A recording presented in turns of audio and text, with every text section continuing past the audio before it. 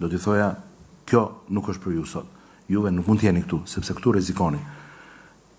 Ne nuk e dim ç'po ndodh këtu dhe ju këtu rrezikoni. Të marrësh atë nënën me fëmijën e saj, që pastaj të bëhet lajmi i parë, kupton, mendoni tani se çfarë efekti krijon kjo tek të tjerët të cilët nuk i hyn më thellë situatës. Mendojnë që kjo ka shkuar atje ku s'man më.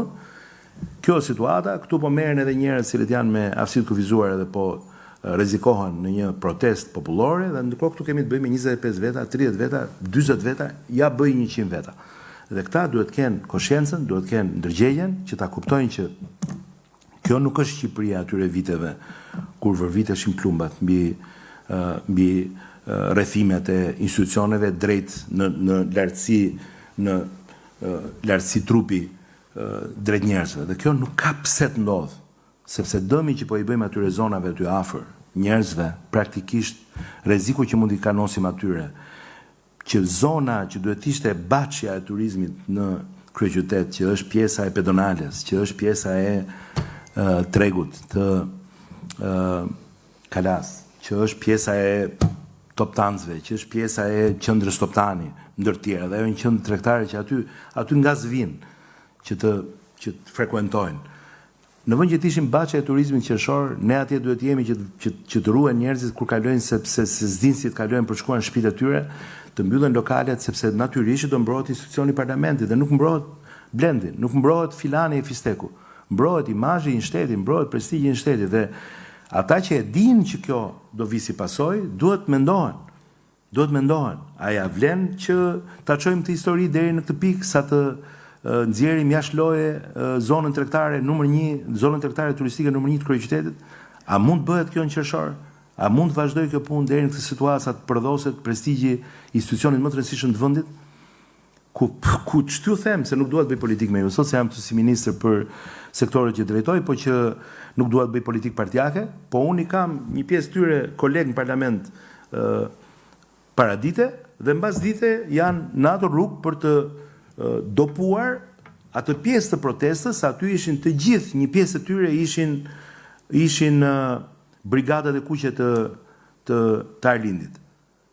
Po t'i merre një nga një ata që shtynin, merrnin, kapnin, edhe të moshuarin, dhe nënën me atë fëmijën me aftësi të kufizuara, edhe te polici, dhe te kjo dhe te ajo ishin, po ç'a janë këta? Këta janë antarët e kryesisë apo ku diun vullnetarët e një partie e cila kulmi e ka njeriu në vend parlament.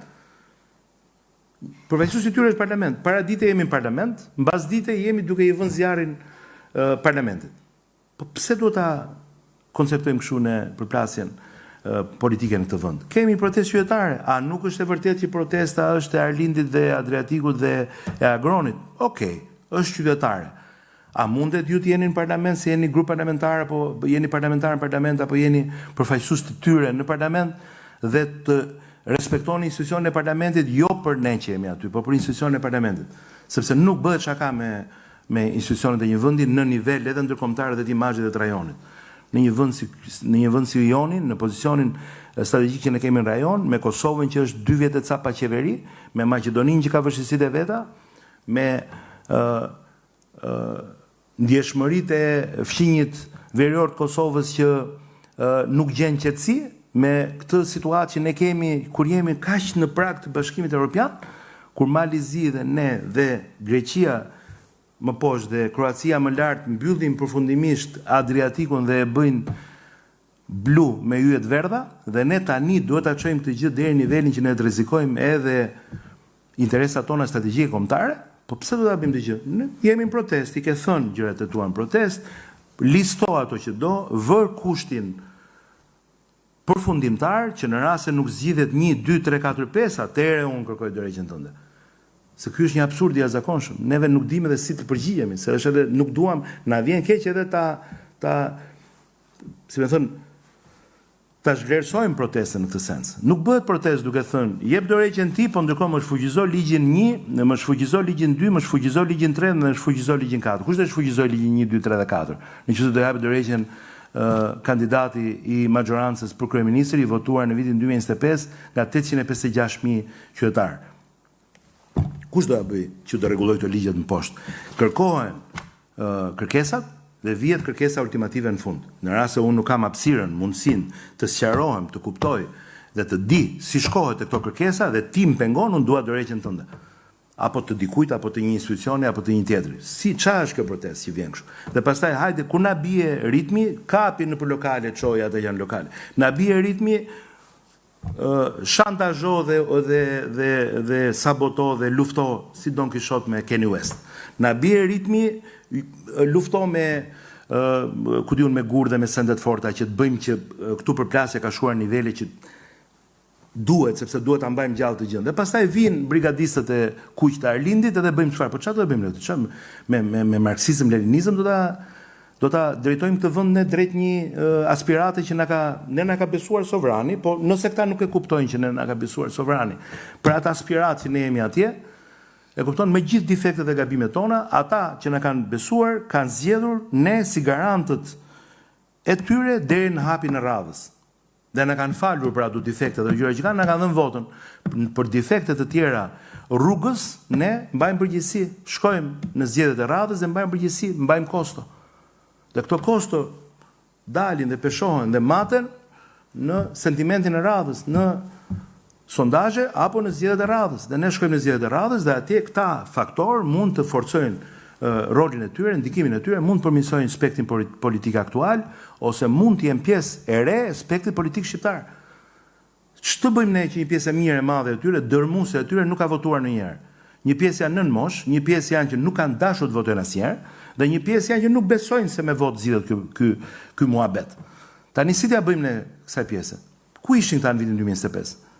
Pse nuk ishin këta në vitin 2025 aty ku janë sot dhe para zgjedhjeve të kishin thënë qëndrimin e tyre dhe të kishin folur me sovranin për problematikat e tyre në një masë që ndoshta kishte ndikuar seriozisht sovranit merrte një vendim tjetër. Kështu që ne nuk mund ta mendojmë në Shqipërinë që të jetë në dorë të rastësisë, as në mes katër rrugëve,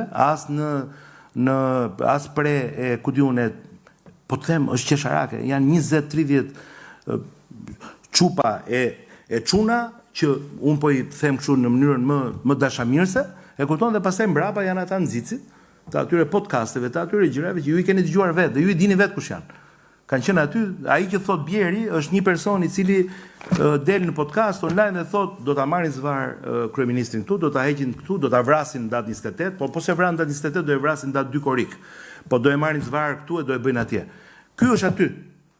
Tani neve si të bëjmë? Ne çfarë bëjmë? Me këtë merremi ne, me njerëz të marr, të merremi ne në kuptimin që ai personi që është aty arrin në këtë nivel publikisht, në një qendrim publik. Po a ka një masë, a ka një normë tu, a ka një karar, a ka një kufi se si mund të flitet publikisht dhe si mund të nxitet publikisht ndërgjegja qytetare për të arritur ndryshime cilësore për vendin tënd dhe për shoqërinë tënde. Si mund të jemi ne kështu në duart e ekstremistëve dhe radikalëve dhe të njerëzve të cilët nuk njohin as një kufi? Atëherë ne vim ke kjo situatë që jemi, që e vetmja zgjidhje që dim është që t'i drejtohemi këtyre qytetarëve me durim, t'u hapim rrugën kur është e pamundur që se ne s'mund t'i shkelim, do t'u hapim rrugën kur ka një moment të vështirë, duke rrezikuar dhe policia të mbrojmë institucionet aq sa duhet dhe proporcionalisht për atë pjesë duhet garantohet funksionimi i institucioneve. Dhe ku di unë, pjesa tjetër është çështje që lidhet me pjekurinë, me maturinë, është pjesë që lidhet me përgjegjësinë që këta qytetarë duhet kenë. E prapë unë më fal se dola pak nga, kështu që më fut edhe një herë brenda në. Një parashikim për numrin e turistëve që prisni. Është një moment që është shumë e vështirë që unë t'ju them shifra, po di t'ju them që tregus kryesor do jetë natyrisht muaji aktual dhe tregus kryesor do jetë edhe natyrisht edhe muaji gusht, por gjithsesi Shqipëria me kapacitetet e veta ka qenë gjithmonë plot në verë. Dhe Shqipëria nuk diskuton të qenurit plot në verë, por Shqipëria do të diskutonte një gjurmë, si thon një efekt, një përshtypje e cila duhet të shoqëronte sezonin ton aq mirë dhe aq bukur sa që duhet të shtynte drejt shtatorit, tetorit, nëntorit, dhjetorit, që janë muaj që janë aq të rëndësishëm për ne që ne të mos jemi bosh në strukturat tona.